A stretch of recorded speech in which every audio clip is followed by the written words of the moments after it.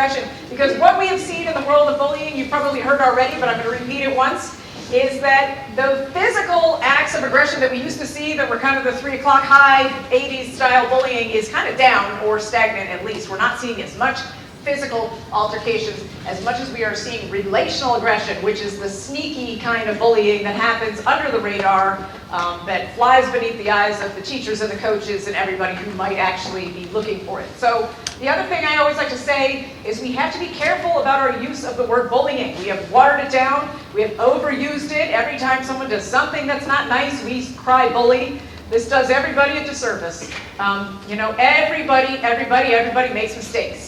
Everybody makes bad choices, everybody has regrets. One time of not being kind does not equal a bully, right? Kids are allowed to make mistakes, say the wrong things, do the wrong things. If we correct them and we talk to them about it and they can see that, oops, that thing I did actually did hurt somebody else, there's the learning.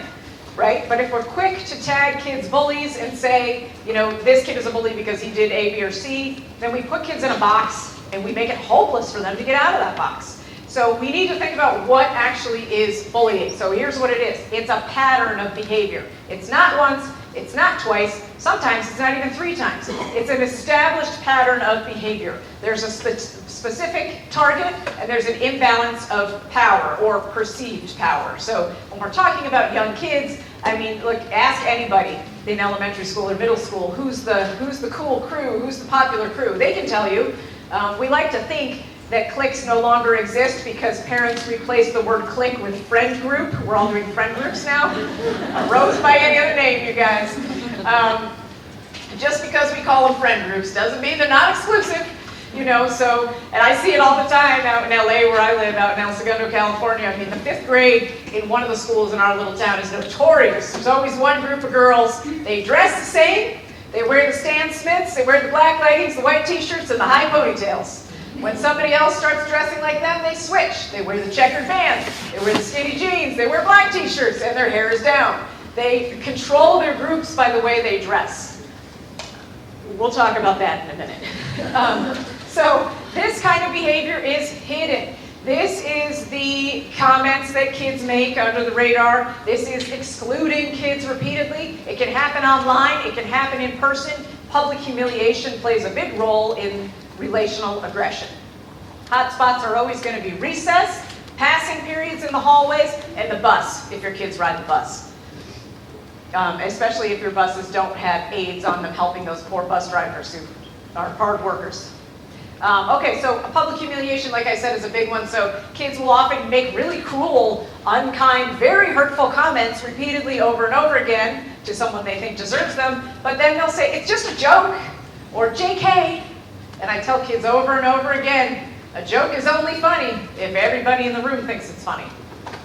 If you're targeting someone else and someone else isn't laughing, that joke is not funny. But this is something they use and they hide behind, it's a joke, you have no sense of humor, I'm the funny one and you just don't get it. This causes a lot of stress and anxiety for our kids. I see it over and over again in my office. Other things they'll do is demeaning gestures behind the kid's back. They'll hide their personal property, they'll get online, they'll make comments on Instagram. The younger kids use TikTok. This is my least favorite social media app. It has absolutely 0 privacy controls. It used to be called Musical.ly. It was bought by a company that renamed it TikTok and tried to relaunch it, but they didn't do anything to change it. So if that's the one your kids are using, think twice. It's also just in terms of adults pretending to be kids, it's a big one for that because there are no privacy controls on that. So you're just putting yourself out there if you're using that one. They might leave notes. They might use technology, email, text to leave notes. A big thing now among middle schoolers is these giant group texts, and they use different apps to do it. It's like the phone comes with the texting app, but then they download like 5 other chat apps. It drives me batty, but I don't know why kids do this. So they'll use giant text. They'll have like 30 kids in a text group, and then they'll delete one, and then they'll add. So they add in one kid, say a few mean things, delete her. So it's in and out, in and out. Whoever started the chat controls the chat. They can add kids in and out just to show them what they're missing. It's terrible. If it was happening to you, you would think that the world was ending. It's so awful. So what happens? as a result of relational aggression. Well, I put 3 stars next to anxiety, and we're going to start talking about anxiety soon, because that's a big one.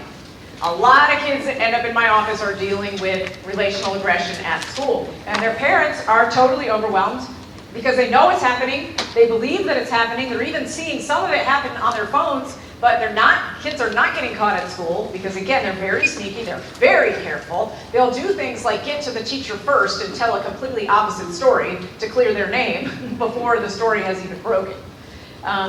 So they're not getting caught in the act, and so the parents are left to manage all of this at home, and it's really, really hard. And the kids are having anxiety as a result, headaches, stomach aches, they can't sleep, they don't want to go to school, they're lonely, they're isolated, they feel like they have no friends. They're having a lot of psychosomatic complaints. I'm going to talk about that in a minute. Their academic performance starts to tank because they're not focused, because they're anxious. Eating disorders are a risk. Kids who are dealing with this stuff when they're young, they're in elementary school or middle school, early high school, if they don't get the help that they need, they're at risk for eating disorders and substance abuse down the line. So how do you know if this stuff is happening to your child? We'll go over this quickly. You might start to see anxious or nervous behaviors. You might start to see that school refusal. You might start to hear about all the headaches and stomach aches and just generally not feeling well. You might, your child, middle schoolers typically don't report until it's really, really, really, really, really, really bad. They've gotten the message loud and clear that they're supposed to be independent, so they try to handle things as long as they possibly can. Until they're basically falling apart from the stress of it. So they tend to wait until things are really bad, where elementary kids love justice and fairness, so they tend to come forward a little bit sooner. And they might tell you, well, I'm alone all the time at recess. Like, no one will sit with me. I have no friends. And middle schoolers will just, oh, no, fine, everything's fine. My day was fine. Good, great, leave me alone. I don't want to talk about it. So what you'll see with the middle schoolers is the changes in academic performance. The grades go down. Suddenly not having much to do on weekends. They're withdrawing from their friend groups on the weekends and not hanging out, not wanting to do the sports they would normally do or engage in other activities that they would normally engage in. And then they might start saying, I have no friends. You might start to hear that. Sleep disturbance is another big one, where they can't fall asleep, they can't stay asleep. Everybody always asks me how they know if their kid is a victim of relational aggression, but no one ever asks me how they know if their kid is the mean kid. And it's hard to look within ourselves and say, could my kid be the one who's aggressing other kids at school? Those are hard parenting moments to have. We have to be willing to have them, because the only way to fix this problem, and it is a problem, the only way to fix this problem is to look within ourselves and say, how can I help? And that starts with looking at our own kids and being willing to think about it and talk about it and figure out what we can do differently. So if your kid is overly controlling in the friend group, if your kid tends to create a lot of clubs or cliques or groups, or those group chats that she or he is in charge of all the time, we think of this behavior as belonging to the girls in the world. I'm here to tell you that boys are doing this more and more. This is not just a girl thing anymore. Maybe it was 10 years ago, but it's not anymore.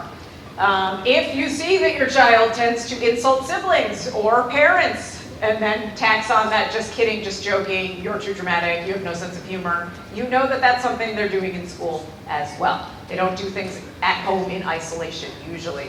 If they're very focused on popularity, if they're glued to their phones, that you got them because you thought they needed them, that's a sign. If they can't get out of their social media worlds at all, and they seem upset after being involved in them. Now with boys, what I'm seeing is, they love Fortnite, that's no big surprise to any of you, but they can play in groups called clans, apparently, on Fortnite. They can also delete people out of their groups. So that's what boys are doing to control the social hierarchy.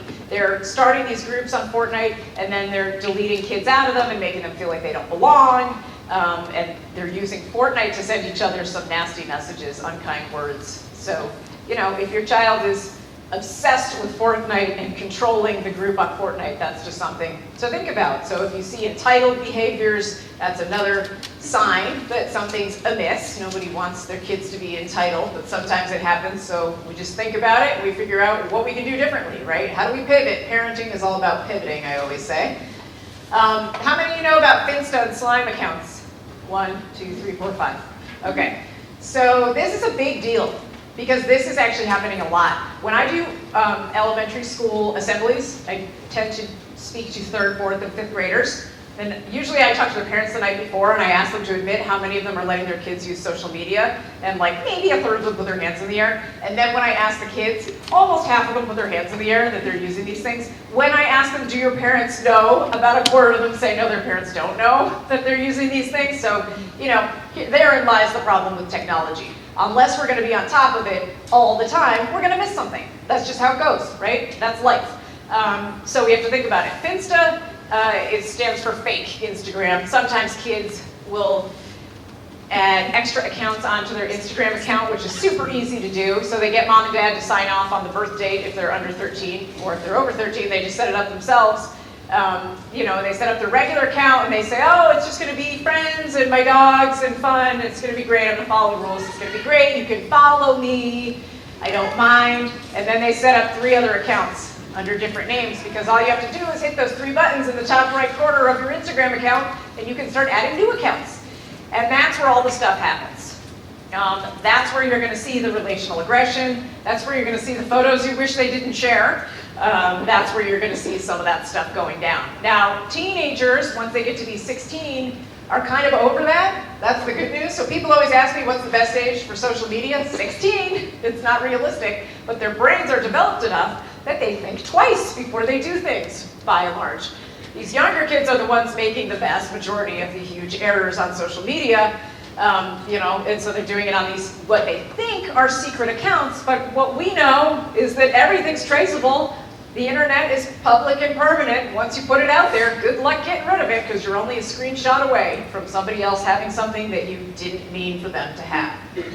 So if your kid is creating a lot of these extra accounts, if you happen to check their phone and notice there's extra accounts on there, you want to talk about that and rein that in. Another thing they'll do is use what's called skins.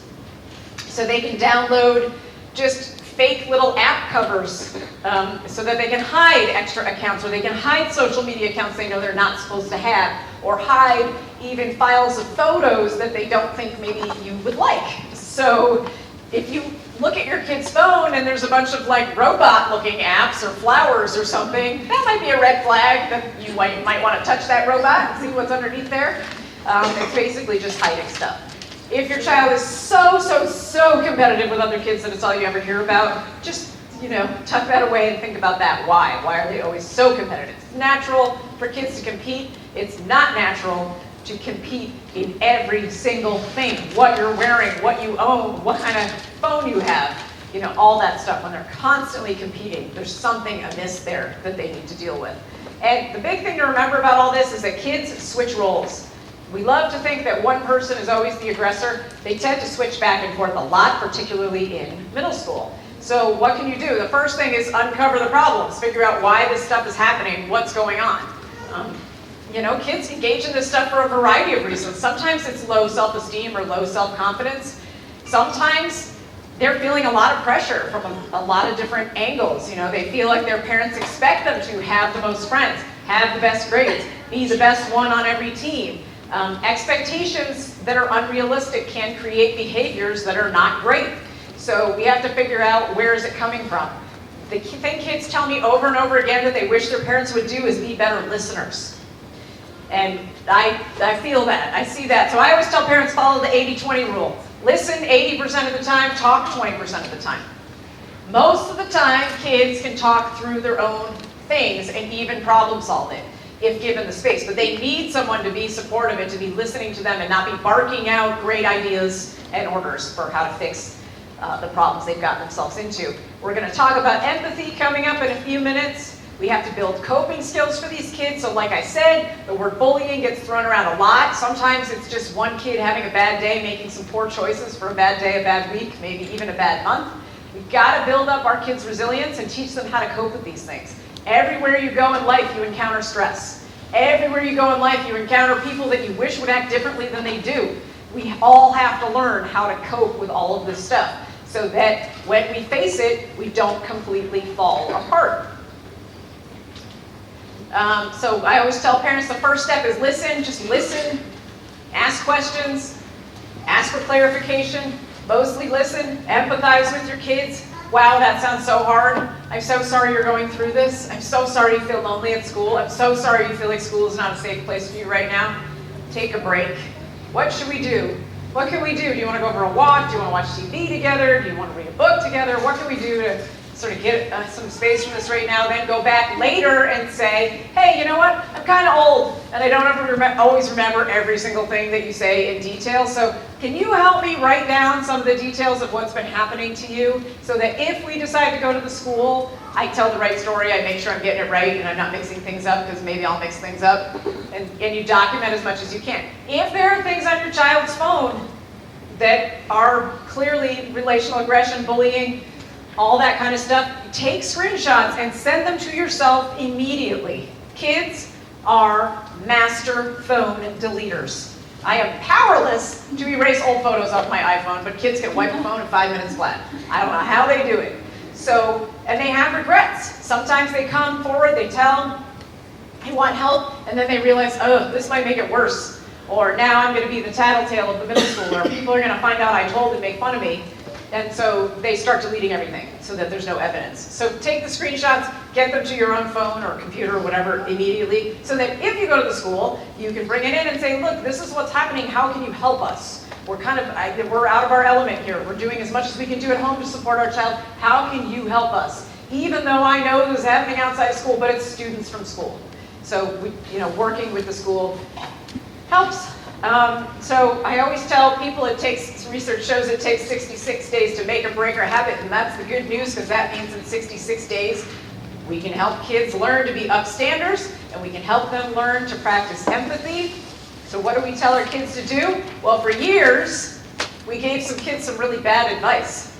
We told them that if they saw someone being bullied, they should stand up to the bully. We told them to make a joke to lighten the mood.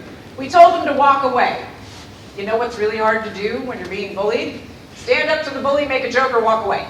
When kids are in that situation, or when they are bystanders watching that situation, they're very stressed out. They're feeling anxious. They don't know what to do. It's totally overwhelming. What are we telling kids to do now? Well, we've all kind of gotten together, all the people like me in the world, and we're trying to tell everybody the same thing so that kids learn the same advice, which is to be upstanders. And there's a lot of ways that kids can do that. One of the easiest things they can do is just connect with the person who is being targeted. But also, I tell kids all the time, the easiest thing you can do, like say you hear a rumor going around school, or you hear some gossip, you just say, I don't believe that. I don't think that's true, and then walk away. If you hear something negative being said about another kid, you can say, no, I really like Katie, she's cool. No, she's nice, I like her. I don't believe that, I think she's nice. If you see it online, you can leave a positive comment right under the negative comment. So they can meet the negativity with positivity to try to stamp it out. If enough kids do that, the negativity will lose its power. They can say something kind to the victim so they can make eye contact and say, hey, I'm Katie, do you want to sit with me? Want to get out of here? Let's get out of here. If things are really bad and they feel like they can't help, they can stand next to the victim, make eye contact, and then get to a teacher. Because the one thing that's always consistent when there's bullying happening at school is, if you beeline for the adult on the recess yard, the bully will fall off, because nobody likes to get in trouble. So they won't follow you all the way to the teacher. So they need to learn to get help instead of trying to handle everything independently all the time. Okay, so if you were with me earlier, you already saw this, so sorry for the repeat. But one thing that we can do to help reduce stress, and one thing we can do to help reduce bullying and to build empathy and all these great things, is to focus on what we call soft skills. And right now, there's a huge pressure in our country to build what we call STEM skills, because we know that science and technology are sort of the wave of the future, and that that's where most of our kids are probably headed, a vast majority of them. And we know that these skills are important, and they are. Our kids are learning more science and more math than ever before. That's the good news. I like it better when we add the A for art and make it STEAM. Research shows that when kids are engaged in art projects while learning science and technology and all that other stuff and mathematics, they actually retain more information and they learn more and they get more excited about it. But some schools do that, some don't. That's kind of luck of the draw right now. What we don't do is focus on these so-called soft skills. But what we know from research is that the most successful people in the world, the CEOs, the people who are making it, have all of of these wonderful soft skills, by and large. They're empathic, they're thoughtful, they're good problem solvers, they're good at solving conflict, they're good listeners, they're good managers, they're good at communicating things clearly. Those skills are really, really important, and we don't really teach them to kids. We don't make much time for that, not in the education system and not at home. Because what do we do when they get home from school? We funnel them off to some other activity. We build their resumes outside of school. Our kids are super busy from age 5 on. They're not getting a lot of input with these skills, and they need to. And here's why. Google ran an internal study about 1.5 years ago. Now, they knew that obviously most of their people working for them were going to be high on the STEM skills, because why would you work for Google if you weren't, right? That's your interest. So they knew that going into it. That was good news. But they actually expected, when they ran this study, to find out what makes people successful here, what makes people stick around, what helps people get promoted within the company. They expected that, the STEM skills would kind of come in number 1, or at least 2 or 3, because they thought, well, that's kind of who we are and what we do. What they found was that STEM skills came in dead last in importance in terms of longevity at Google and being promoted within the company. But all these other things, soft skills, came in the first 7 spots. Being a good coach, being a good communicator, being a good listener, perspective taking, empathy, critical thinking skills, problem solving skills, making connections. All these things we don't teach because we want to teach so much STEM are things that these kids need once they do get into those wonderful jobs. So we have to figure out how to merge the two. Okay, so we're going to move on to empathy in a second, so I'm going to tell you my favorite empathy story. My husband is a musician, he's a bass player, so he plays with a lot of different people. That's the fun of the bass player, he gets to hop around and play with different bands. One of the people he plays with goes by the name of Idina Menzel. She is a Broadway superstar. You may know her from Rent or Wicked. She played Elsa in that Snowman movie. That's not what it's called. I don't know what it's called. Like, why can't I think of that movie name? What? Frozen. Thank you. Okay. So she sang that song. She played that character. In addition to being a wonderful talent, she's one of my favorite people that I've met along this musical journey I've been on with my husband for the past 20 years. And that's because she's a really kind soul. She's a very philanthropic person. She does a lot of projects. She has a foundation in the Berkshires of Massachusetts called The Broader Way, where she helps at-risk girls get into musical theater. And not only does she fund this foundation, but she shows up every summer and she mentors these girls, and she actually goes to the camp and shows up and hangs out with them and teaches them and gets to know them. Not everybody does that, I'll be honest with you. Not everybody does that. A lot of times it's just a name attached to a project, but Idina gets in there and does it. Anyway, she wrote a song on her last record called I See You. And if you listen to it on your way home on Spotify, you'll see that it's kind of heartbreaking in a beautiful sort of way. It's all about seeing people for who they really are, seeing their struggles, seeing the triumphs, knowing that other people are going through things, right? That's all she's singing about for 3 minutes. She was inspired to write this song by a South African greeting that she had learned about along her many travels. And in this small, tiny village, people greet each other in a very specific way. And the greeter says to the person, I see you. And the person on the other end of the greeting says, I am here. And that greeting is a moment to take a pause, to empathize with your fellow villager, to say, I'm here for you. I see you. I see that you're having a day. How can I help? What can I do? How do we do this together? They take a pause, they connect, they spend time getting to see each other. What do we do in America? Hey, how are you? I'm stressed. How are you? I'm stressed. I got 5 baseball games this weekend. I've got 3 birthday parties. I don't know how to go. All right, see you Monday. Right? We compare our stress. We talk about our stress. We wear our stress as a badge of honor. We say we're going to have coffee. We never have the coffee. We just talk about it. And we go off on our merry way to do whatever it is that we're doing. I'm guilty of it too, so I joke about it because I know I'm in it, I even because I'm so inspired by this, I make extra time. I try to deliberately make extra time in the morning so that if I see a parent at school that I can really listen and stop and listen, and sometimes it just doesn't work. It just falls apart and I don't have the time. But I do believe that if we did this, and I'm not suggesting you go around all day saying, I see you, because people are going to say, what are you talking about? That's a little weird. I do suggest we reframe our thinking on how we connect as humans as adults, because we're modeling it for our kids all the time, like it or not. They're watching us. But if we took the time to actually listen and connect to other people, not online, but in person, we would model for our kids the importance of being a village and being together and being helpful and seeing each other for who we really are. I see you. I am here. Okay, so Making Caring Common is a program headed up by Rick Weisword at Harvard's Graduate School of Education. I love him. If you're not familiar with this, you should look it up. You should Google it later today. They're doing great work. They have all these resources for parents and educators, some on empathy, on all different kinds of things. One of the first surveys they ran was this one. They wanted to find out what is going on with empathy among our youth, what's happening. So they surveyed 10,000 kids coast to coast and their parents. And the first question they asked them was, what's the most important thing? Is it your personal happiness, your personal achievement, or caring for others? And 80% of them responded, the kids responded, that personal happiness or personal achievement is the most important thing. Only 20% responded that caring for others is important at all to them. And they thought, well, that's not good. We were hoping for better numbers on that. They went to the parents and they said, well, what are you teaching kids? That's the most important thing. Are you teaching moral character? Are you teaching them to strive for personal success and personal happiness? And 96% of them said, oh, we're teaching our kids that moral character and caring for others, that's the most important thing. That's all we care about. We care about kind kids who care for others and have good moral character. So they went back to the kids and said, what do your parents say is the most important thing? And 81% of them said, they say my personal success and my personal happiness are the most important things. So there is a disconnect between what we are teaching our kids and what we mean to teach our kids, the messages we think we're sending and the messages they are, in fact, internalizing.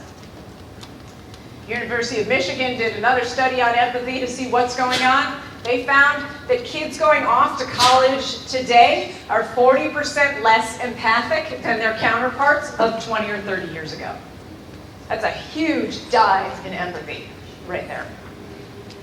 Well, why do we care so much about empathy? Why do we keep hearing about this all over Facebook and everywhere else? Because it's important. Roughly 30% of middle schoolers report being bullied. We know that number is low. Middle schoolers are notorious underreporters because they don't want to be the rat and they don't want to make things worse. That's the number they keep coming up with. 50% of girls in grades 7 through 12 that were surveyed reported at least one episode of sexual harassment during the school year 2010-2011. 50%. This is something I hear about every single week from 6th, 7th, and 8th graders. Not making it up. I spend a lot of therapy hours talking about this stuff happening to our girls in middle schools, in between classes, in the hallways, before and after school, at lunch, and during PE. It's happening. 50% of high schools admit to cheating. Those are the ones who admit to cheating, the high schoolers, 50% of them. 57% of high school students agreed with the following statement, and this came from the MCC survey. In the real world, successful people do what they have to do to win, even if others consider it cheating. So here we are with our college admissions scheme going down minute by minute right now in the United States. Well, it's no wonder they're doing whatever they have to do to succeed, even if I think it's cheating. They've gotten the message loud and clear. Do what you have to do to win. Everybody always tells me not to be political, so I try really hard, but I think on both sides of the aisle we see a little bit of this. So we have to think long and hard about where our kids are getting their information, because they don't just get it from mom and dad. We can't just say it's mom and dad's fault all the time. They're privy to a lot of information these days. 48% of students are regularly exposed to relational aggression, with kids ages 11 to 15 saying they are exposed to 33 acts of relational aggression in any given week. That's a lot when they're in school 5 days a week. That's a lot that they're seeing or experiencing themselves. So why is empathy so important? Why is this the secret sauce? And it is. It really is the secret sauce to fixing a lot of our problems. Well, first of all, kids who are more empathic are better decision makers. They're more self-confident. They're not worried about what other people think. They know that if something is going down is going to affect their future goals, they stay away from it. They know if something is going down and that it's not nice and they can't necessarily stop it, they'll get away and get help. because they realize that this isn't right. Everybody has a right to feel safe and happy and calm at school. So these kids, if they avoid peer pressure, they work hard at school, they know what their goals are, they know what they're reaching for, and they know that it's up to them to reach those goals. They have better social interactions because they can read other people's emotions, because they think about how other people feel and how their behavior might affect other people. They're better friends because they factor all that into their social interactions, which is wonderful. And the thing we know that we forget about, because we're trying to pave this perfect ride from kindergarten to Yale, is that happiness is actually directly tied to empathy. When people are kind, when people think about other people, they feel happier. But we forget about that because we're so busy trying to smooth out the road for our kids and create some sort of perfect childhood. So when does it emerge? People always ask me, are kids born with it, or do they catch it, or do we teach it? How does it work? Well, everybody's born with some amount of empathy. If we don't nurture it, it doesn't grow. If we do nurture it, it does grow. We know that toddlers and preschoolers and even infants pick up on emotions in the room and pick up on the emotions of their caregivers. When I was at Boston College, I actually had a wonderful experience interning for T. Barry Brazelton at the Child Development Unit at Boston Children's Hospital. He's such a lovely person. I once met him in an elevator, and it was like I was meeting Mick Jagger. I couldn't speak, I was sweating. He was so kind, he knew it. He could see that I was in distress just being in his presence. And what was fun was, at the time, I was coding data and doing all the boring work, and he's like, oh, they're making you code data, you must be so bored. And I was like, no, doctor, no, it's great, it's such a great opportunity, thank you, I love it so much. The next day, I got promoted to being the researcher in the room, so I would get to go into the study rooms with the kids and be the person who would bring the toys and all that stuff. So he was a good guy. Anyway, so we know from his studies that even infants pick up on depression and stress and anxiety. That was when I first learned that. He was doing his study on maternal depression and how it affected infants. So we know little kids pick up on emotions, and what we see is toddlers will actually empathize with their caregivers. If a little 2-year-old sees that a mother or father is stressed out, what do? They give you a pacifier, or some disgusting blanket that should have been washed 3 weeks ago. That's them saying, I don't know what's wrong, but I know something's wrong, and I know that this pacifier makes me feel good, so I'm willing to give it to you because I think it will help you. That's empathy from a little toddler's brain, right? Now, by preschool, we know that preschoolers don't really play together. They play next to each other, and they watch each other, and they copy each other a lot. But they don't necessarily interact. They do parallel play a lot. Well, we also see them parallel empathizing with one another. So when you see that, like in a park or even in school, when one kid starts to cry and get upset, and the next kid next to him is like, all right, I'm in, and he cries, and then the next one cries, and the next one cries, and you've got like 6 screaming preschoolers, and all the parents are fluffing around, what's happening? Let's fix it. And that's exactly what they wanted. We don't know what's wrong. We know something's wrong with that guy. We got to get the parents over here. The way you get the parents over here is you cry. So that's how they empathize with each other. School-age kids are starting to learn about the world around them. So they're understanding that there's more than just what's happening in their little worlds. They tend to learn a lot about animals when they're in kindergarten, 1st, 2nd grade. That's stuff they study and learn about. So they want to save the animals. This is them empathizing. How can I save the environment? What can I do to make my world better, my community better? So they start having lemonade stands and all sorts of sales and stuff to try to fix things. That's them practicing empathy. Tweens and teens, we're turning the lights out. Tweens and teens start standing up for each other and really tackling some of this relational aggression stuff head on. So how do you know if your kid already is pretty empathic? The good news is you can always teach empathy. Like, even if it was something that wasn't on your radar for 12 years, it's never too late to start. So we know that kids who are high in empathy are good at reading the feelings in the room. They're good at reading facial cues, so they can see when someone looks distressed. They're good at reading other nonverbal cues. Some people don't make a face when they're distressed, but they do sort of withdraw into themselves, and they use their body language to show that they're stressed or upset or anxious. So empathic kids are good at reading those cues and figuring that out. They can distinguish their feelings from someone else, so they understand that I can feel happy right now, but she feels really mad. They can understand that we can be in the same room with the same circumstances and have 2 totally different emotions. Not everybody can do that. Sometimes even adults can't do that. They understand how their behavior and their words affect other kids. They tend to act as caretakers a little bit. These are the kids that love to help little kids or, jump in to help whenever a teacher needs help. Those are the empathizers. They accept the call to action a lot. How do you know if your kid is not so empathic or your student? Well, they don't read the emotions so well. They don't read the facial cues. One of the biggest differences is they don't understand why someone else is upset when they're perfectly fine. So these are the kids that, their little sister is screaming and crying, and they're sitting there playing with a puzzle, and you come running in, well, what happened to her? I don't know, I'm fine. Well, something wrong with her, but I don't know what it is. So, and that's normal. Kids develop empathy at all different ages and stages, so it doesn't mean that kid is a lost cause and can't empathize with other people. It means there's your flag that you want to put that on your radar a little bit more. They fail to anticipate how other people will react. So they don't hit the pause before they say things or do things that might not be funny or entertaining for somebody else. They tend to put their needs above others. So a fun way to teach kids of all ages how to empathize with other people is to use the iceberg. And I always tell kids, when we see pictures of icebergs, all we see is the tip of the iceberg, right? We see that beautiful part poking out of the water, but underneath that water line is a huge solid mass of ice that's holding up that iceberg. Well, when we attach feelings to that, it helps kids visualize why people act one way when they might be feeling another. So, behavior is always a form of communication, from a 5-year-old, from an 18-year-old. Behavior is a form of communication.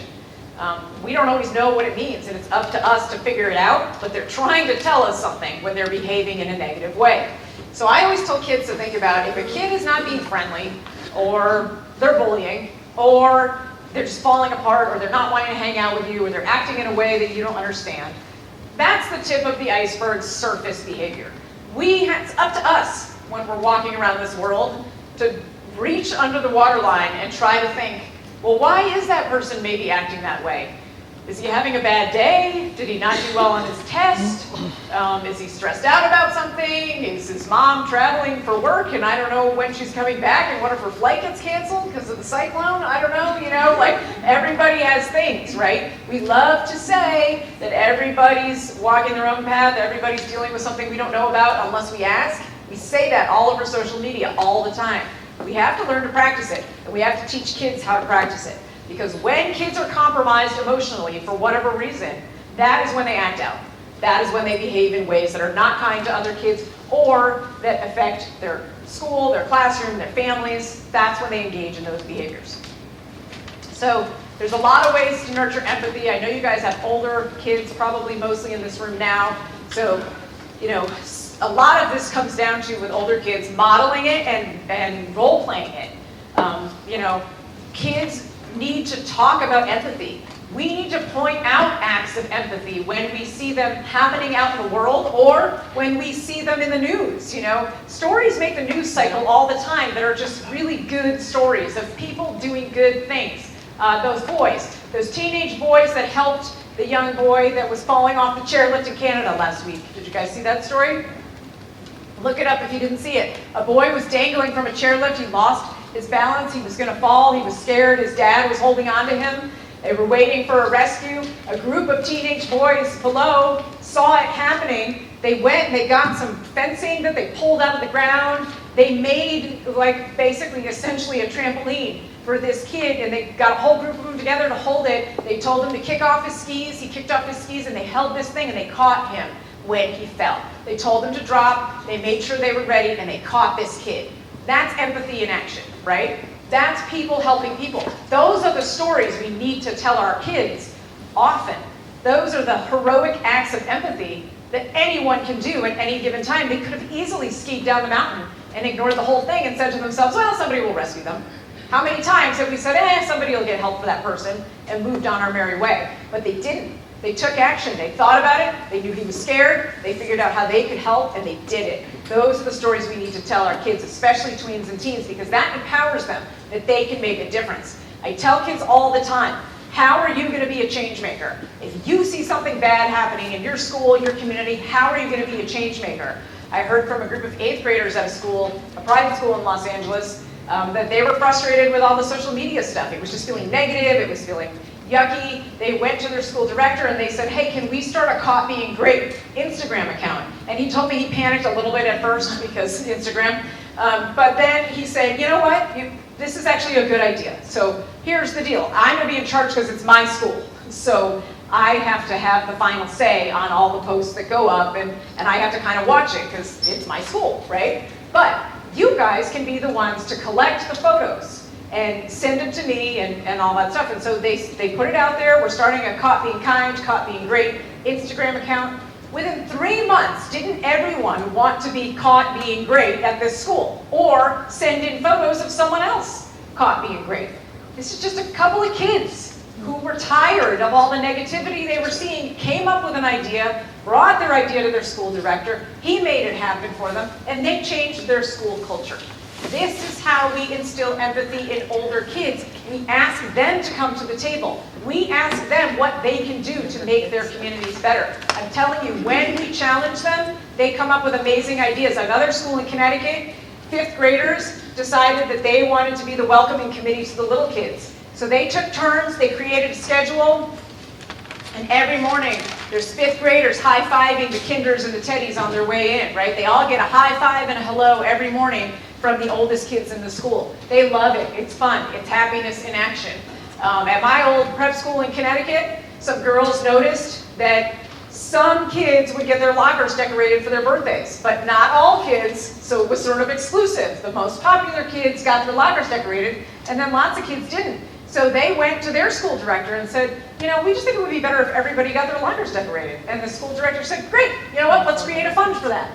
And didn't they create a fund, and they got all the birthdays and the schedule, and now everybody gets their locker decorated for their birthday all year long. Changed school culture just with a simple idea that 7th graders came up with.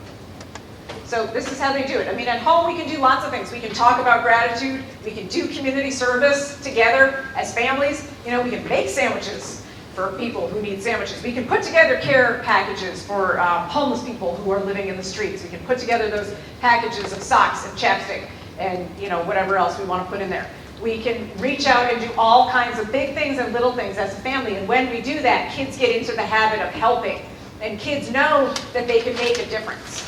I think so often kids right now, especially tweens and teens, think they have to do big things, big, viral, internet-worthy things. But the truth is, it's the little things that build up over time that make the biggest difference. That's how we leave the world a better place than we found it. We chip away at it little by little, doing what we can do. So what are the barriers to empathy? Well, right now, achievement pressure and toxic competition come in number 1 and 2. And again, that's exactly what we're seeing play out in the news right now. Our teens are beyond stressed out. It's like nothing I've ever seen in 21 years of working with kids and teens. I was telling somebody earlier, this school year alone, I have had a wait list of 10 plus kids all year, and that includes the 3 to 5 that I'm referring out to colleagues every single week. Our teens are so stressed out. They think they need to have a perfect GPA. A lot of schools are inflating grades. So now a perfect GPA is not a 4.0, but a 4 point something else. It's like nothing I've ever seen. There's one school in Los Angeles where a 100% is not an A+. A 100% is a regular A. So you have to get 105% to get an A+. They think they need their grades to be perfect. They think they need to be the best ones on the team. They think that they need to be the best ones doing community service, which is absurd. They think that they, need to be involved in 100 extracurricular activities. They're exhausted. They are not doing anything particularly well because they're balancing way too much stuff. And they're just fried, and they're totally stressed out, and they don't know how to get off the treadmill. They don't know, and they're falling apart. It's like nothing I've ever seen. We are living in a culture right now where we think that winning is success and that success is the best thing ever. And it's hard. It's hard for parents. It's hard for kids. I see it every time I sign into Facebook. We all talk about it. All you ever see on Facebook or Instagram is the sizzle reel. You see the perfect Hawaiian vacation or the perfect Florida vacation. You see the kids winning the trophies. After that college admission story broke yesterday, I am not making this up, I saw 3 people in my Facebook feed screenshotting their kids' GPAs. And they were captioning it with, but my kid is actually working to earn this. And I thought, I didn't say it because it would be unkind, and so we think before we speak, especially online, but I thought inside my head, but the message you're sending your kid is that this number matters more than who you are. The kids have gotten that message loud and clear. Their test scores matter, their numbers matter, the amount of stuff they do matters. They're totally stressed out. They don't know what to do about it. We've fast-tracked childhood to an alarming degree. I always say childhood used to be this big and now it's about this big. We just shrunk it right down, right? We told them they got to be 5, 6 years old. We funneled them into all kinds of sports and all kinds of activities. They go from adult-directed activity to adult-directed activity from the time they're 5 until they're 18. They don't know how to think for themselves because they have all these lovely adults teaching them how to think all the time. They don't know how to problem solve because there's always an adult there to help them problem solve. You know what's happening? They're getting into the Harvards and the Yales, even the ones who aren't cheating to do it, they're getting in. They're getting into the schools, and they're dropping out by November because they got a C. Or because they don't know how to write the big paper, because someone always helped them do it. Or because they don't know how to study for the test, because someone always helped them do it. So we've created a generation of kids who look great on paper, but boy, they don't know what to do once they're in that classroom and mom or dad isn't there to hover over them and help them. And it's not fair. It's a setup for failure for them. So insufficient playtime kind of affects younger kids more than older kids, but I always say that even teenagers like to play. You know, it just looks different. When teenagers are walking around town doing whatever they're doing, that's them playing, right? They're hanging out, they're blowing off steam, they're doing non-essential, non-gradable stuff. That's teenage playtime, but they're not getting enough of that. All right, so here's what we know about anxiety right now. We know that stress and anxiety are on the rise among our teens especially, but also younger children. We know that 2.6 million American children and adolescents are currently diagnosed with an anxiety disorder. Those are the ones who've been diagnosed. So there are other kids who haven't gone in for treatment that just haven't been diagnosed yet. We can't diagnose people who don't show up. About 32% of 13 to 18-year-olds have mild to moderate anxiety right now per the National Institute of Mental Health. We know that girls are disproportionately more anxious than boys, but we also know that parents wait longer to get help for boys. Boys are still getting the message that they have to tough it out and work through stuff, where girls, when they come to parents with anxiety, tend to get treatment a little bit faster. For some reason, we take that more seriously. We still tell the boys, you'll be fine, buddy, don't worry, you'll work it out. The median age of onset for anxiety is about 11 years old, which means there's some below and some above. A 2015 study actually found that 22% of participants in preschool met the criterion for anxiety. So if that's not a red flag, I don't know what is. The Child Mind Institute does a lot of wonderful work in the field of children's mental health. Their website has tons of resources just to help parents understand different mental health issues that affect kids and what to do about it and when to get help and all that good stuff. Their latest numbers that came in at the tail end of 2018 showed that 117 million youth worldwide have been diagnosed with an anxiety disorder. That's a lot of kids. About 30% of children and adolescents met the criteria, which matches up with the National Institute of Mental Health numbers, but 80% never get help. So we have a huge treatment gap right now. We get a lot of kids feeling very anxious, not getting the help they need to cope with that anxiety. So what causes anxiety? We know there's a strong genetic component, but what research shows is that that's not the only thing. And for years, that was kind of the main thing. People would say, oh, well, it runs in families. And it does. It does. If you look back in your family line, we have to acknowledge that, first of all, people actually getting diagnosed with anxiety is pretty recent. Sometimes numbers are up because people are willing to get help now more than they used to be. I could tell you that my mother-in-law is an anxious sort. She might not say that.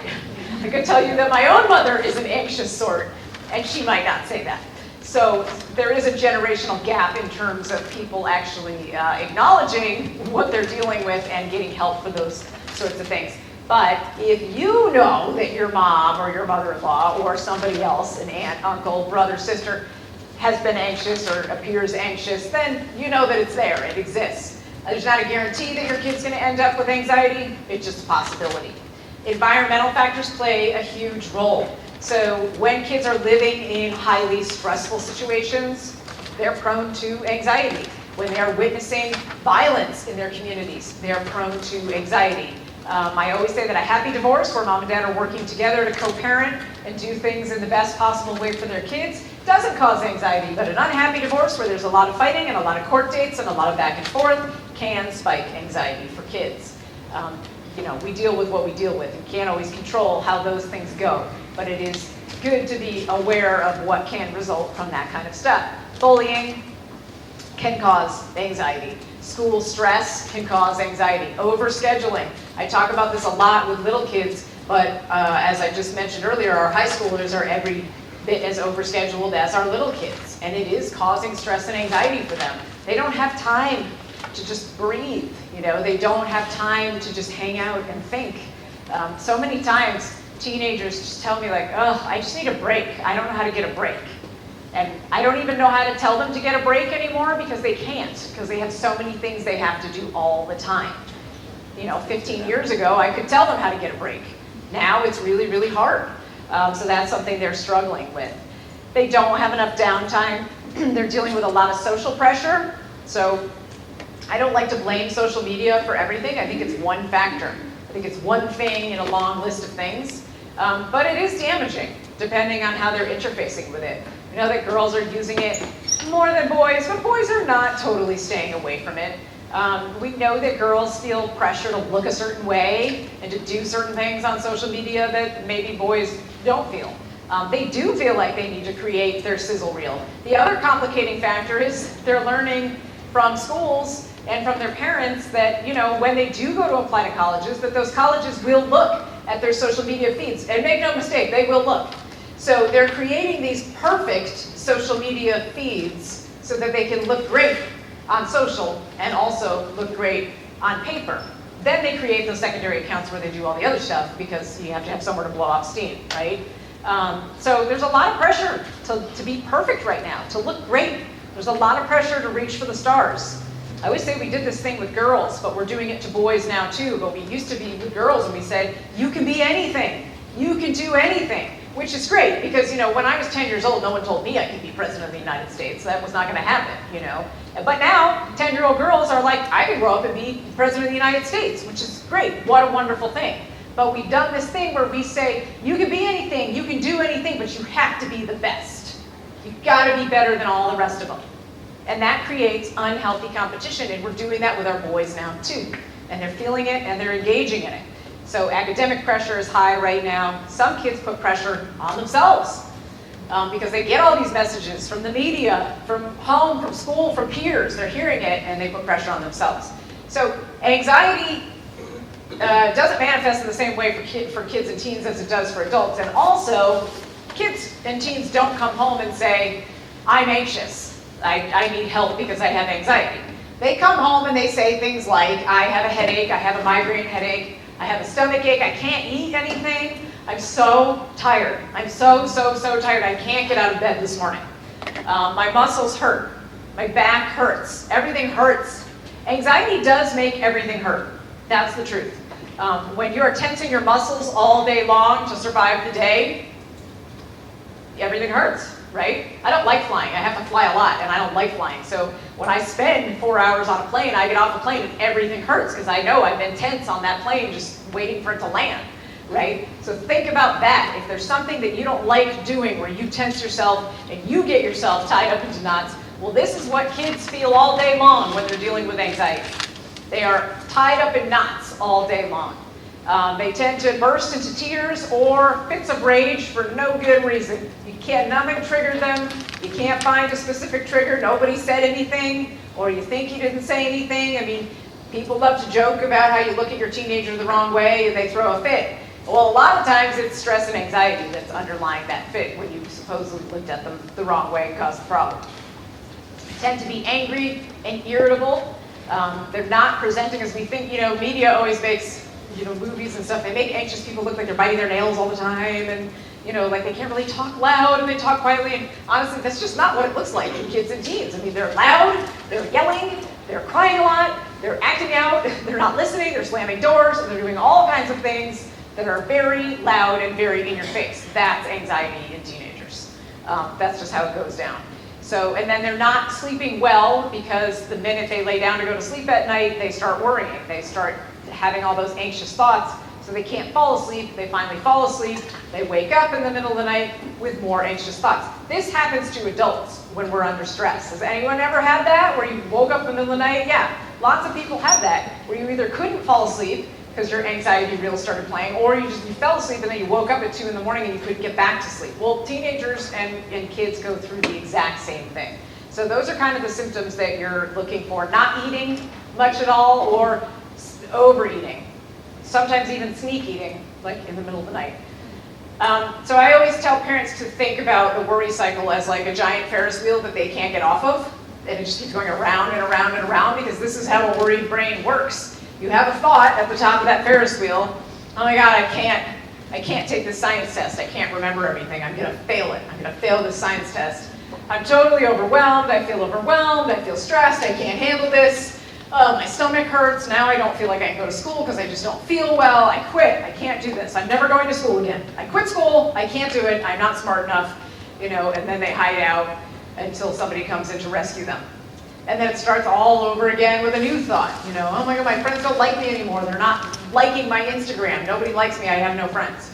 So this is how the worry cycle works. And when you've never experienced anxiety, it looks maybe semi-ridiculous or like not a big deal. But when you have experienced anxiety, you know how painful this is and how much brain space it takes up every single day. So the reason kids can't focus in school when they're anxious is because they have this Ferris wheel just running through their brain all the time. And when they can't focus in school, they don't learn properly. And when they don't learn what their teacher is teaching them, they can't do the homework. And when they can't do the homework, they can't take the test.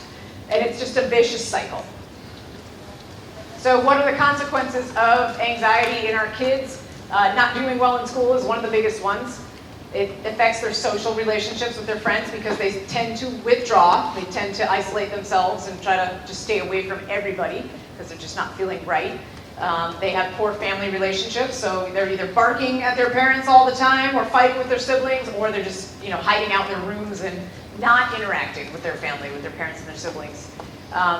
We know that anxiety and depression can sometimes go hand in hand, especially with teenagers. So that just doesn't mean that they will have an episode of depression if they're anxious, but it can happen. Those two can be comorbid at times. Like I said, they have a lot of those psychosomatic complaints, so a lot of physical complaints that are very real to them. They are having sick stomachs. They are having headaches. They're not making it up to get out of going to school. They really are feeling lousy. It's just that it's stress that's causing it, not a virus. And I always say to parents, if your kid had some terrible virus, you would let them stay home, right? You would say, go to bed and I'll make you some chicken soup and we'll get you back together again and we'll try tomorrow. If your child broke a bone, you might say, you know what, let's take tomorrow off to rest and then you can go back to school the next day. But when kids come home stressed and anxious, we don't give them the chicken noodle soup, right? We tell them to put themselves together and get back to school and try again, because you can't miss school because you're stressed out. Sometimes one day off actually makes a huge difference. Sometimes that day is your day to connect, talk about this stuff with your kids, get to the bottom of it, and help them figure out how they're going to cope with it so that they don't need to miss another day. So I'm just going to put that out there. The educators don't like when I say that, but that's coming from me, the mom/therapist. Poor school attendance can be a problem because, then if they get into a habit of never going, then it becomes a problem. Once in a while, because they need a mental health day, that's good. And kids who don't get treated for their anxiety are at risk for substance abuse. Eventually, they will turn to substances. Not 100% of the time, but it can happen. So it's just better to get treatment, right? Get treatment, get help. I always say the best thing about anxiety disorders is that they are very treatable. Teens and kids respond very well to cognitive behavioral therapy. It's short-term therapy. I know that therapy is expensive, and that's frustrating, and I wish that I could make that better for absolutely everybody, because I think kids need more access to therapy. I'm a big believer in just having an entire hallway of just therapists in every school. Really, truly. I started out working in a school, and I'm telling you, it works. It was a non-public school, so they had certain advantages and good staff. We have fully staffed therapy offices for that school, but it works. The kids, they come in, they plop down, they ask for help. You know, when in the moment, they can come right in the moment. They know who's there to help them. I don't know how we make that happen. I just think we all need to fight for that, like real hard, starting now.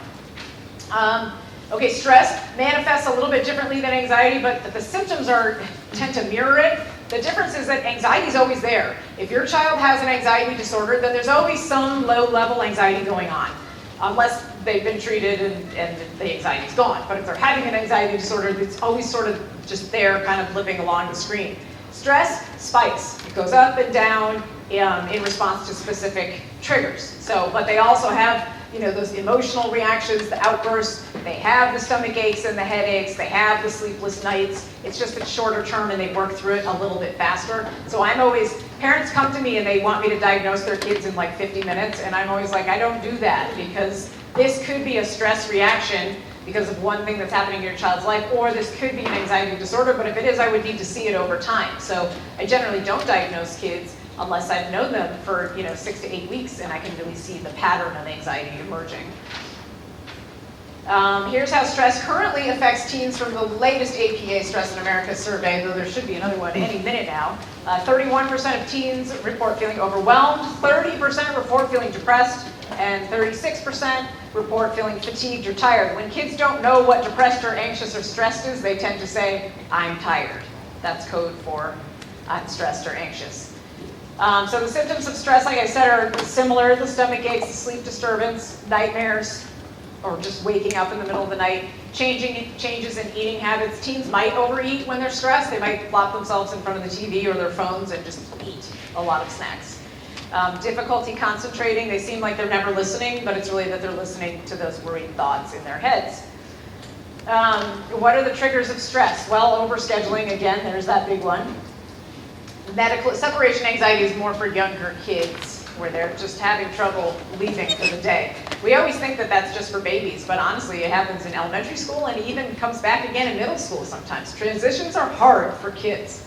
So it's normal for kids to feel like they don't want to go or they don't want to separate. I mean, if you think about it, it's like I joked earlier with the group that was in here this morning, but when I was leaving on Monday morning for the week, I was like, my kids were fine because they're home with my husband, but I was like, oh, I'm going to be all alone without my people for a week. Like I was the one having separation anxiety because it's not normal to separate from your people for a whole week, and it feels a little weird. And it feels like, I feel lonely. So obviously I got over it, but kids experience that even up and through middle school. Medical issues can cause stress. So we know that kids who have chronic medical issues like asthma, like diabetes, different medical issues that are always there for them, they tend to be higher stress than other kids that don't have medical issues. If a family member is having some sort of medical crisis, that can be a big stressor, even if it's removed, like even if it's an aunt or uncle or a grandma. Those are things that kids internalize and take with them wherever they go, so that can affect their stress levels across the board. Family problems, parental stress. Parents go through stress for so many reasons, financial reasons, job reasons, kids reasons. We got a lot of reasons to be stressed out as parents. That can trickle down to our kids if we're not managing it effectively for ourselves. Some kids, like I say, put a lot of pressure on themselves, and that's a personality trait. Some kids are just little pressure cookers. We tell them, I don't care about your grades. No, I don't. I don't want to see your grades. I don't even want to know what your grades are. But they know exactly what their grades are.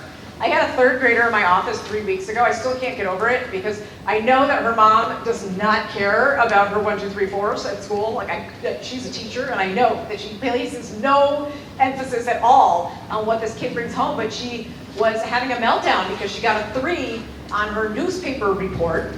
And she didn't think it was fair. She thought that she did a report that was worthy of a 4. And I said, I can understand, I can understand you were hoping for one thing and you got another, and that's frustrating. That happens to everybody. It's disappointing. It's all right to feel disappointed. She was like, you don't get it. And I said, well, all right, maybe I don't get it. What don't I get? And she said, I am trying to get into UC Davis to be in their veterinary school. I need to get 4s. And I was like, what? You're in 3rd grade. They're not going to look at your... I was like, does it make you feel better if I tell you they're not going to look at your elementary school report card? that's going to be like packed away in a box in your basement? And she was like, really? I said, yes. She said, well, it makes me feel a little better, but still I need to have all fours all the way through.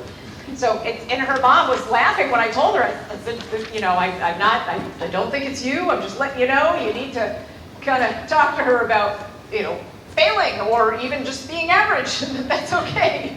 We don't all have to be perfect all the time. So those are the kids that put pressure on themselves, and we have to help them step away from that pressure and learn how to manage it. Sibling problem, you know, sibling issues can be a problem. Sometimes kids get along great, sometimes they don't get along at all. Sometimes they have peaks and valleys. It's really important to help kids work through those things. We have a tendency to say, work it out yourselves, but you know, sometimes that's hard. I mean, I've watched, even as an adult, I've had issues with my own siblings as an adult where you know, we all call my mom and then she's like, you're only in your 40s, what are you calling me for? And we're like, wait, because you need to help us. You need to tell that one to listen to this and that, and you know, sometimes people just need guidance, and it's okay to help kids work through their problems together with a focus on family instead of just leaving them to duke it out all the time. I already talked about academic stress. We are constantly pressuring kids of all ages beyond their developmental level.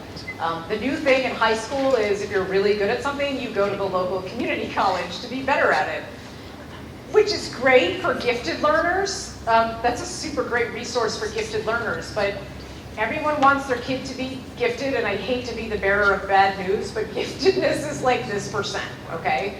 They're the outliers.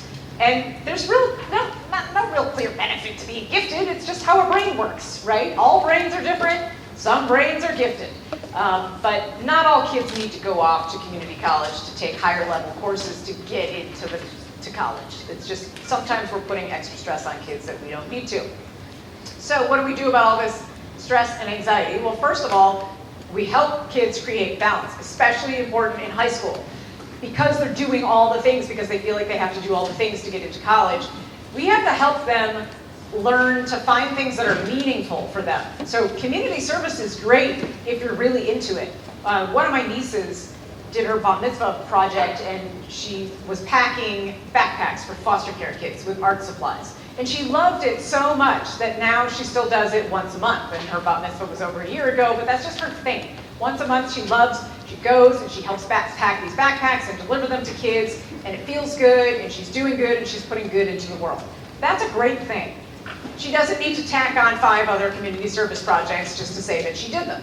And that's what kids are doing right now. They're building resumes instead of building actual skills. And so when we slow them down and say, hey, but you know what, you already do this great thing once a month or 3 times a year or whatever it is, that's enough. We've got to get the message to our kids that they are enough. We don't need them to be more. They are enough. So that's revisiting their schedule and slowing them down. If your kid is playing high school sports and they love sports, why do they also need to be on a club team? I don't know. No one can answer this question for me, but it happens a lot. So if they're playing for their high school and they're having fun and they're doing great, they don't need to be on the club team. They can take that away, and that frees up a lot of time for them.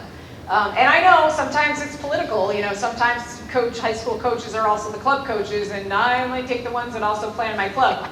We, the parents, have to stand up to that starting now, because we've created such a system where there's so much pressure on these kids, especially the athletes. So we have to help them learn how to build schedules that are doable and manageable for themselves. One thing that kids are lacking across the board is sleep. So elementary school kids need 11 to 12 hours of sleep a night. Middle school kids need 9 to 10 hours of sleep a night. High school kids need 9 hours of sleep a night. I know, it's impossible because of all the homework and all the sports and all the extracurriculars and all the stuff. But because they're so low on sleep, they're running on stress. A sleep-deprived brain is an anxious brain. Parents, by the way, you all need 6 to 8 hours of sleep a night. So you need to aim for that. And I know that when I'm low on sleep, my stress level goes up within days. I think everybody's does, if you're really being honest with yourself. So we need to teach kids the importance of sleep. We need to teach them the importance of hydration. Teenagers, they love those highly caffeinated drinks and they love Starbucks, but a dehydrated brain is an anxious brain. And caffeine dehydrates their brain. So not that they can't have any, but they do need to drink half their weight in water every day. And if they're tacking on those Starbucks drinks and those Rockstar drinks, which are super unhealthy, by the way, if I could just add some propaganda to this, but anyway. If they're choosing to drink those, they need to balance it out with even more water, because they need to keep themselves hydrated so that their brains are functioning. Our brains are surrounded by water. We need to keep it hydrated. I always tell kids to think about, I'll teach them the concept of body mapping because, sorry, I've been talking all day. They're not going to even hear me tonight. Because there's a strong body-mind connection when it comes to stress and anxiety. So, and you know this, because you can probably think about it when you're stressed out, you get a headache. Or maybe maybe your neck hurts or something like that. For me, it's my neck and my head, sometimes my back. So I teach teenagers in particular, and young kids as well, to really think about what are the things in your body that hurt or don't feel right when you're feeling stressed out. And I start by telling them how I feel, because that helps them stop and think about how our brains and how our emotional states affect our bodies. Once they can learn to look for those signals, they can learn to ask for help, or they can learn to use some of the strategies that you're about to learn to teach them. So teaching them relaxation skills is huge. Kids are not getting this really anywhere right now. This is a missing piece. So kids need to learn how to cope with hard stuff. They need to learn how to relax themselves and calm down when they're under stress. So we're going to talk about that in a second. A lot of schools are using mindfulness programs now. Mind Up is a big one. Yale has the Ruler program. That's mostly for elementary school, I would say. And then Mind Up goes all the way K through 12. They break it up by year, thank you. So that there's just different levels for different ages, and it fits right into the curriculum. But this is where they can learn a lot of great relaxation strategies. For teenagers, journaling is really, really powerful. And I always say that, kids want to use apps for everything, and they want to use their computers, and they want to have blogs, which I thought blogs had gone away, but now they're coming back. So, they want to do this, but research shows over and over again that actually putting pen to paper, like real life pen to paper, is more therapeutic than typing into a keyboard or typing into a phone. So I get kids journaling again on paper. I get them using their pens and their fancy colored pens and whatever, and just writing just a daily brain dump of what happened, what was the good and the bad, what happened in your day. Just get it out every single day. Tell your story of the day. Teenagers will balk at that when parents suggest it, but when I suggest it, they will do it. So I always say keep suggesting it, or say, oh, Katie, this therapist told me to do it. So one thing we do with our little kids and our big kids is we try to shield them from all the yucky emotions of the world. They come to us with our problems and we sweep them away, right? We try to fix things. We go to the school. We love going to the school the minute there's a problem. We like emailing. The thing we do that teenagers like the least is they come home and they say, oh my God, you're not going to believe that this, and this happened. And we get on Facebook in our little parent groups and we're like, oh my God, did anyone hear blah, blah, blah? Does anyone know about this? Or we text 10 other parents and they're mortified. They do not want us to do this. So they want to be able to confide in us. And I said to a teenage girl the other day, I said, I gotta know, how come you tell me everything? And you won't tell your mom anything? Because I'm teaching her how to listen. I said, I promise. I talk to her every week. She's learning. She's learning how to listen. And she's like, because she's gonna put it in that group and everyone's gonna know. But it's their mom dances down and say, you either have to leave the group or you have to learn not to use the group for every single problem. If we want our kids to come to us, we have to be listeners and not texters and not Facebookers. But also we have to stop trying to sweep away the ugly feelings of the world, because you know what? We all go through them. And if we acknowledge that that's normal and that it happens, then kids learn that, you know what? It's not just me. I'm not alone in this. I'm not the only one having problems. Everybody has problems, and I can learn how to cope with it. This is a cognitive behavioral therapy technique that you can do at home without a therapist by your side, but this is helping kids work through their big, yucky emotions. So you teach them the I think, I feel, I can strategy. So the first step is, what are you thinking about? What is it that's clogging your brain and dragging you down and making you feel stressed or anxious or mad or sad or whatever it is? And then what are you actually feeling? What are the emotions you're feeling? How is your body feeling? What kind of physical responses are you having to what's going on? And then what can you do? So deep breathing is the single best strategy for coping with stress and anxiety. It's better than medication in a panic attack. Absolutely, 100%. do not need to take a medicine when you're having a panic attack. I mean, some people prefer to, but if you can learn to do deep breathing, and if you're getting treatment, that's the key. If you're getting treatment and you're learning to do deep breathing, and you can actually learn how to reframe your thoughts, you're not going to need that medication when you're having a panic attack. But even just for kids when they're just generally anxious or stressed, learning how to do proper deep breathing is important, and here's how it goes. It's super easy. The problem is we never teach people, so no one knows how to do it right. So it's in for 4, hold for 4, out for 4. And 4 is 1, 2, 3, 4. You could add a Mississippi in there if you wanted to, I suppose. So it's in for 4, hold for 4, out for 4. That's how you take a proper deep breath that relaxes your whole central nervous system. It calms down your heart rate, it calms down your stress response. The other thing you can do, especially with older kids, to tack onto it to help them get out of the worry cycle while they're doing the deep breathing is ask them, tell me 3 things you can see, 3 things you can hear, 3 things you can feel, and 3 things you can smell.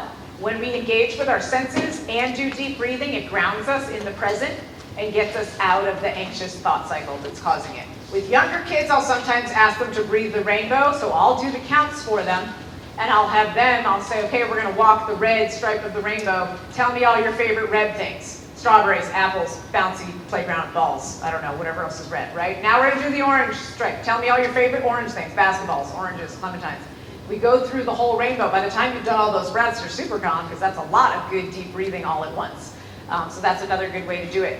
Teens love to do progressive muscle relaxation, which sounds fancy but isn't.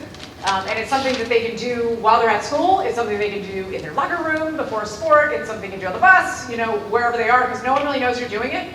But essentially, it's relaxing different muscle groups one at a time to get the tension out of your body. So again, they need to do the deep breathing and the counts in their head so that they're properly breathing. But you start with your arms. And I'll say to them, like, pretend you have Play-Doh in your hand or just a mound of clay. I want you to squeeze for the in for 4, hold for 4, and then relax it for that last 4.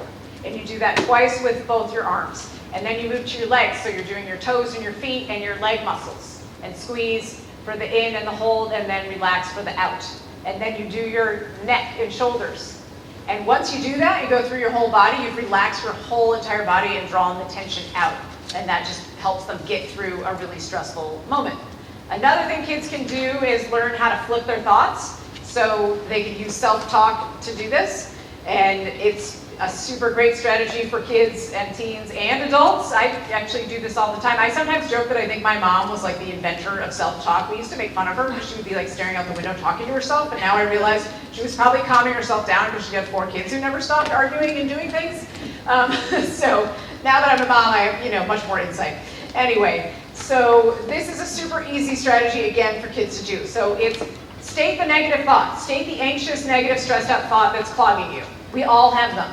The best thing we can do is learn to accept those thoughts. Like, yeah, I feel this way. This is awful and I feel this way and I don't like it. And I don't like that I feel this way. But just accept it. Acknowledge that it's happening. Get it out there. Accept it. Write it down.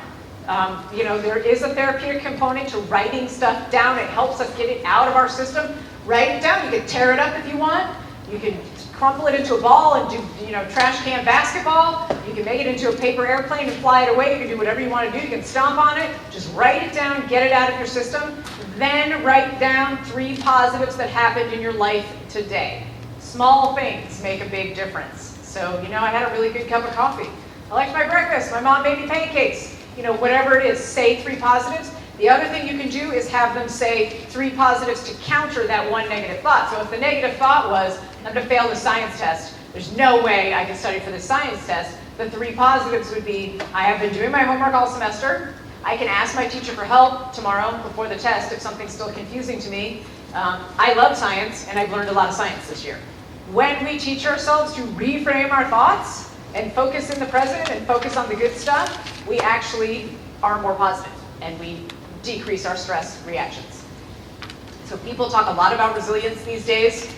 Some people claim that kids are not resilient at all. I don't know, I see a lot of different kids, so I tend to see a lot of resilience. But what we know is that kids can be resilient. Kids can come back from terrible life beginnings if they have the support that they need, if they have supports in place. So kids can learn to cope with difficult things and face Adversity.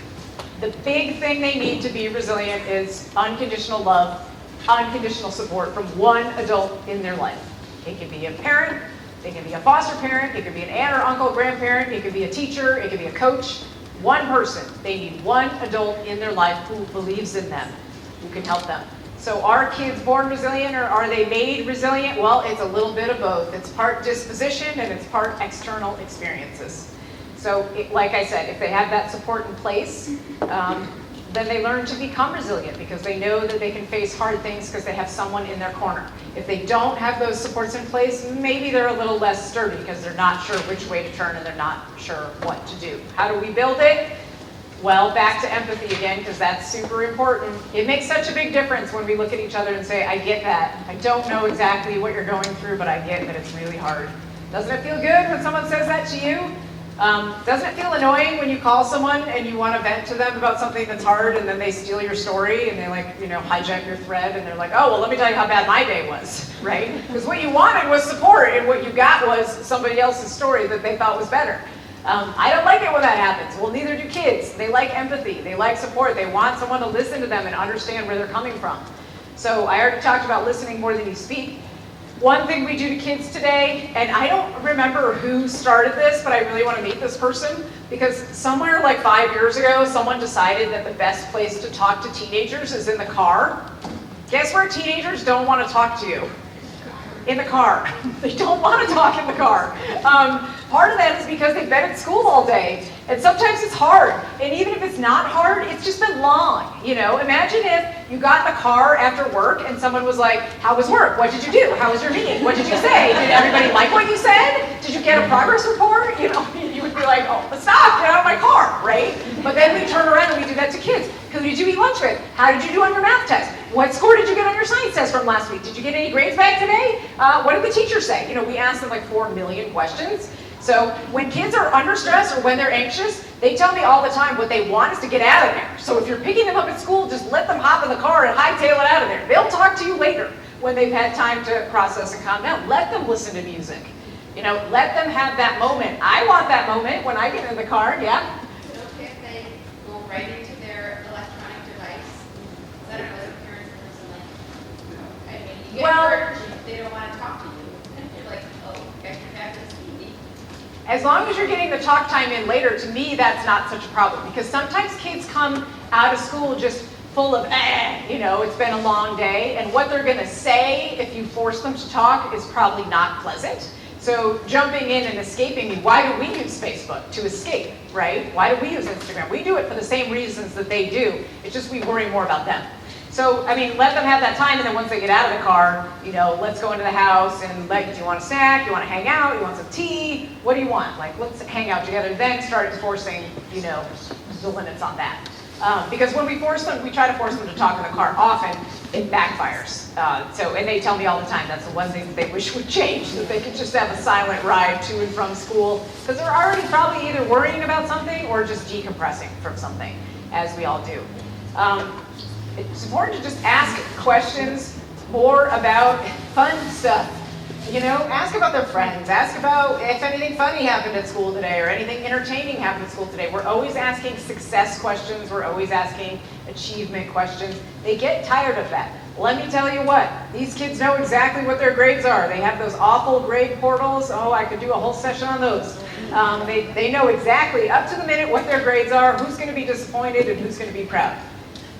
We don't need to hammer them with that every day. We just don't, It would be awful if that's how we lived our work lives. If I was getting up to the minute feedback on my computer right now from what you people think of me, it would be awful. I would never do this again. Even if it was all good, because it's stressful just knowing the up to the minute what's happening.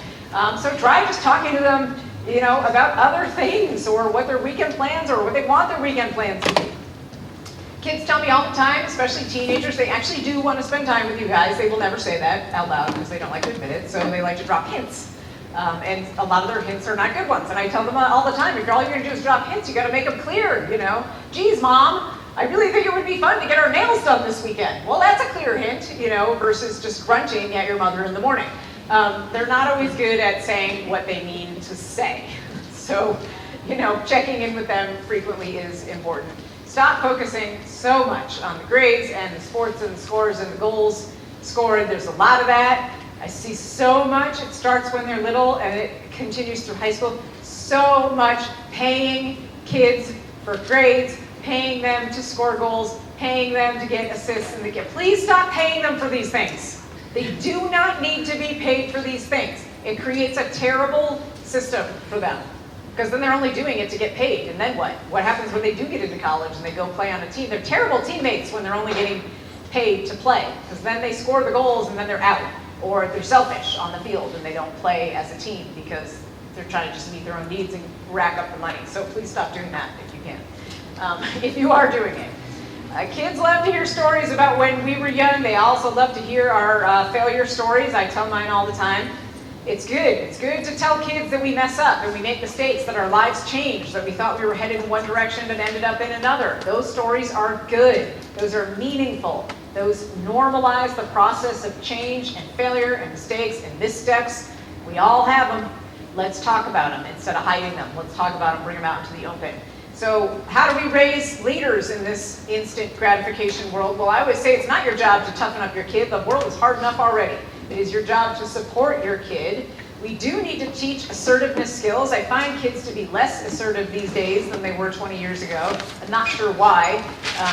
Kids are always being told what to do and where to be and what they're, how to act and all that stuff.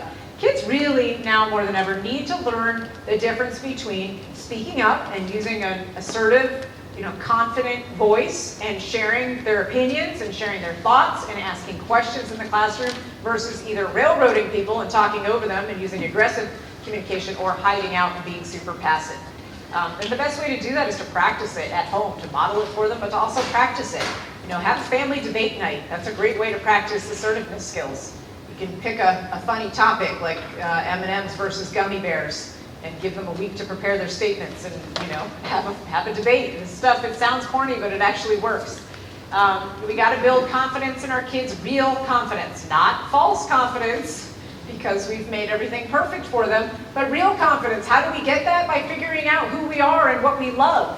I'm confident when I'm speaking to people because I love speaking to people and I'm passionate about this stuff and I know a lot about it and I like to share what I know with other people. I hope it helps sort of make the world a better place in some small way. So that's what I do that makes me feel confident. What do your kids do that make them feel confident? Zero in on that instead of trying to build the resume, instead of trying to do all the sports and all the projects. Zero in on the things that they're actually confident doing because that's how they'll practice assertiveness skills. That's how they'll practice showcasing their strengths to other people. And that stuff's really, really important.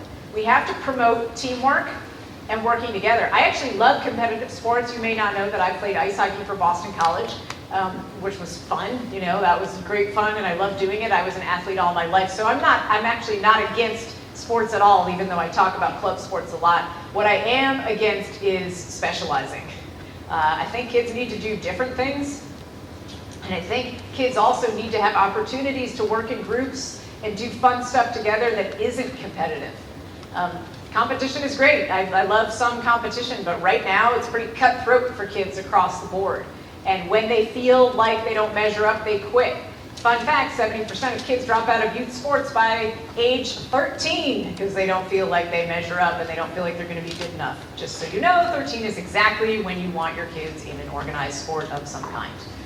It gives them friends, it gives them a group of people who are going to support them, it keeps them busy at a time where things like vaping and other things are going to come into their lives. So sports can be useful, but we burn them out when they're little.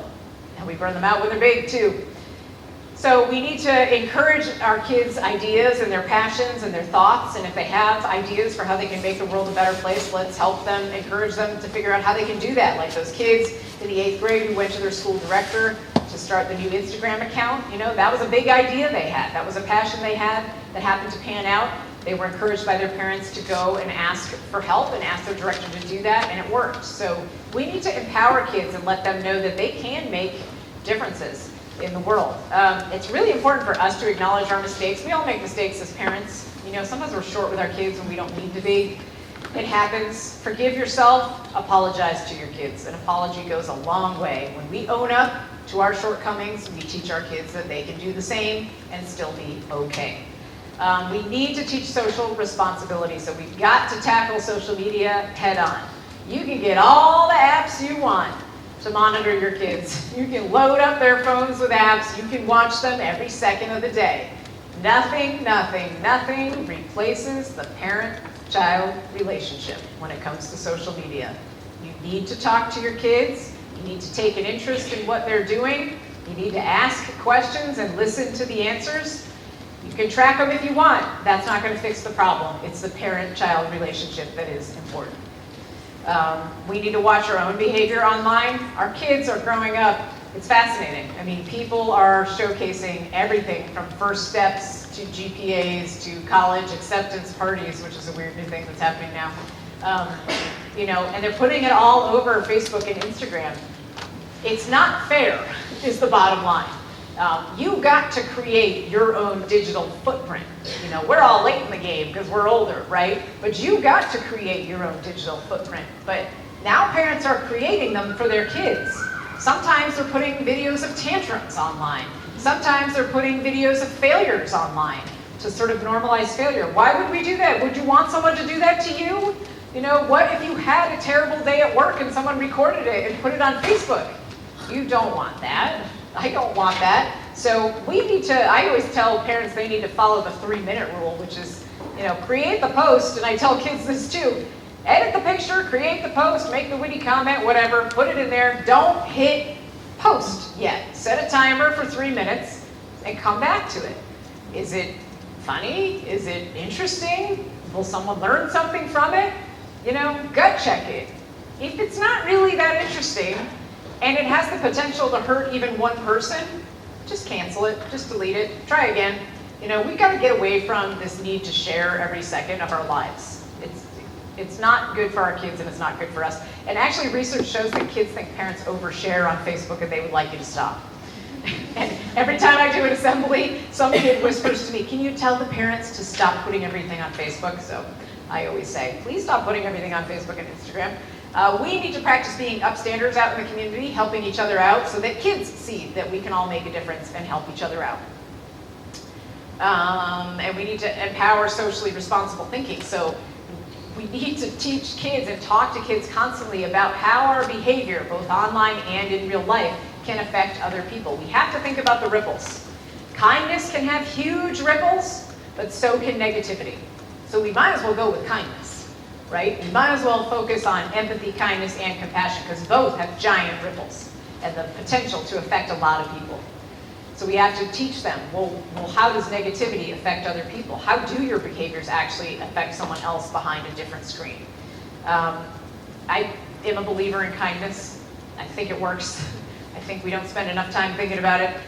We love to do random acts of kindness at Thanksgiving time. I don't know why we only do it at Thanksgiving time, but that's the time we do it. I mean, it's nice to get a free coffee. It's better to just do nice, kind of things all the time.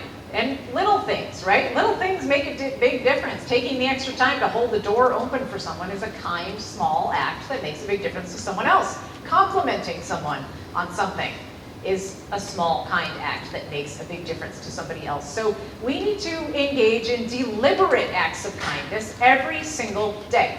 With our kids and with other adults. We need to show it, we need to do it, we need to be the kindness warriors so that our kids get the message that this is what is important in this world.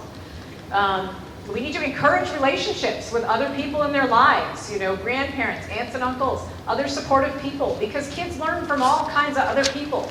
We're living in this time where everybody's in their houses or apartments all the time, and they're online. They're connecting online, but they're not connecting in person. And our kids are feeling that. We need to get out there and interact with other people and encourage those relationships with other positive people. Write letters. Aren't letters great? Who doesn't love mail? Write letters. Pick up the phone, talk to people.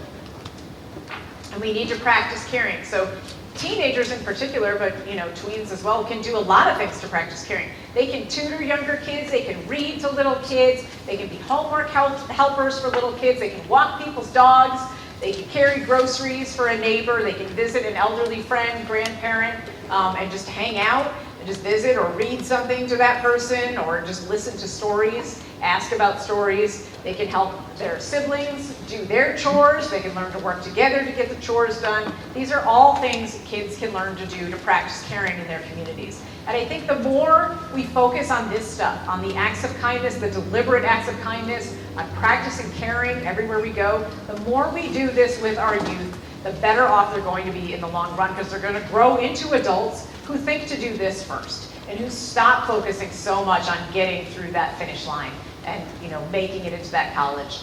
So these are the things that I'm passionate about. I thank you for listening to me. If you choose to connect with me after this, you can find me in all these places. I'm a positively terrible emailer, but I do get to it eventually, but that's one of my limits. I try to slow myself down and not get bogged down all the time. Gilda, do we have time for questions? Okay.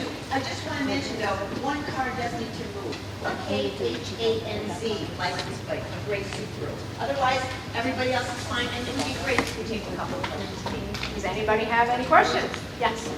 With this relational aggression, Yeah. I think that maybe some children can get so bad that it's called PTSD maybe early in their adult life, especially if Yes. they were dealing with something like transgender, Yes. you know. Well, we know that our LGBT youth are specifically at risk of relational aggression, and yes, people can experience PTSD later in life, and that's why it's really important for educators, parents, everybody to be aware of those kind of signs that somebody might be being targeted, so that we can get kids the help that they need. I have just one more follow-up question. Do you think that the high school can actually stop relational aggression when it comes to something like that? You know, where it's hidden and it's on social media and it's what the kids are saying and it's unseen. You know, can they really assure the parent?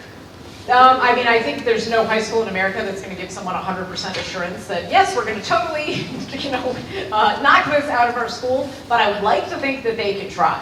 I think that the minute we stop trying, we're in big trouble. So, they do need to, I always say, we need to build bridges between the parents, the schools, and the communities. If the community centers and the churches and temples, whoever, if they all get together and they work together, yes, we can empower kids to stop relying on this stuff.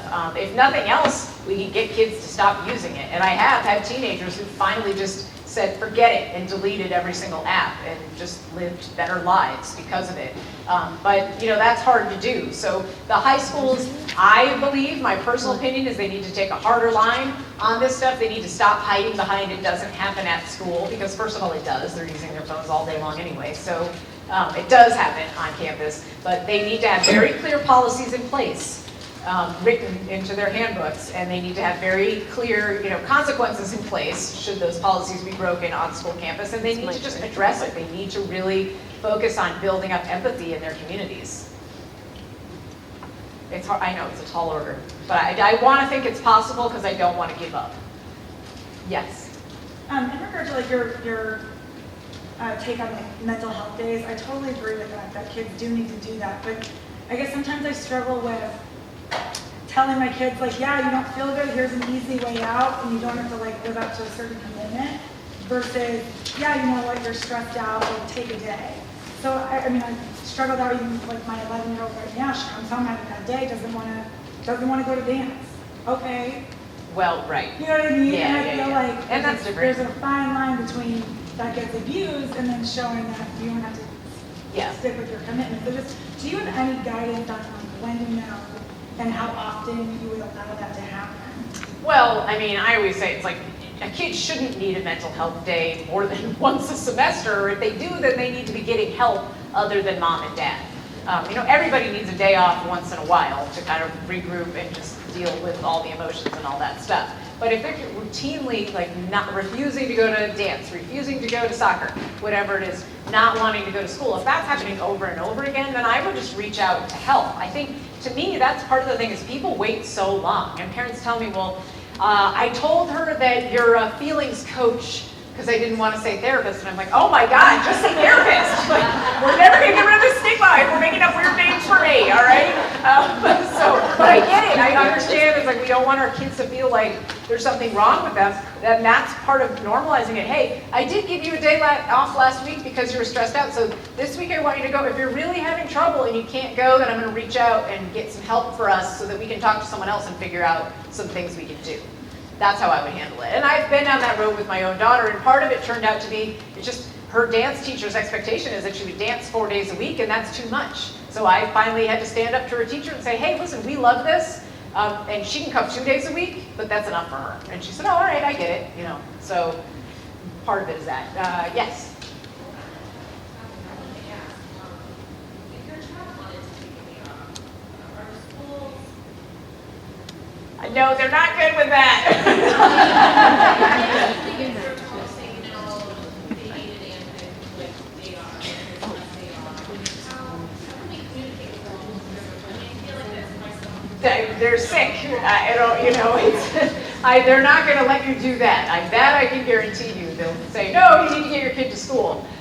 You know, a sick day is a sick day. If you have more than one sick day, you usually need a doctor's note. That's another reason it doesn't work to keep taking days off, you know.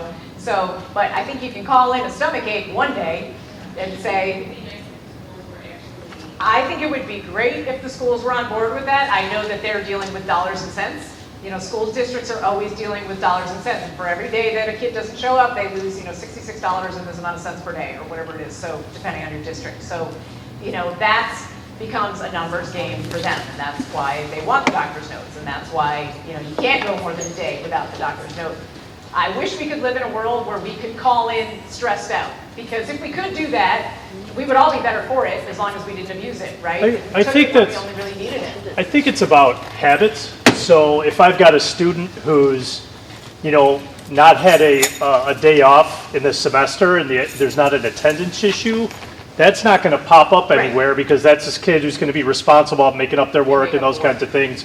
When you've got a student who's got 6, 7, 8, 9 absences in a semester and we're in that, you know, then the way you talked about addressing it before and saying, hey, you know what, I think we need help with some of this because this is becoming something that's a little more problematic than just taking a one day. So to answer, like from the school's perspective, that's not something that's going to pop up on my radar as a counselor if a student is taking a day, you know, for a mental health or something like that, as long as they're taking care of the responsibilities with their teachers and stuff like that. That's not an issue. I think that the issue, though, is that you do have to check your handbook to see, well, what's the language you can use to take a day off from school? Because all schools are different, you know. And there are some schools that would accept that, but there are other schools that are going to say, no, that's not an acceptable excuse for staying home. Yeah? And I think, especially like at Glenbard, like the parents will call us and say, my child needs a mental health day.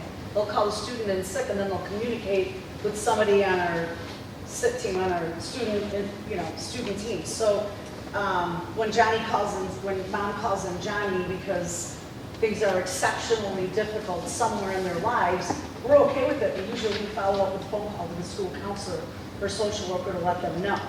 Back on what Mike was saying, if the student is consecutively or consistently not coming in, then our duty and responsibility, I mean, we have to be good stewards of what we do for a living. You get your kid to school so that we can provide services somehow, and then we'll send them home if there's something else. You've got to get your kid to school.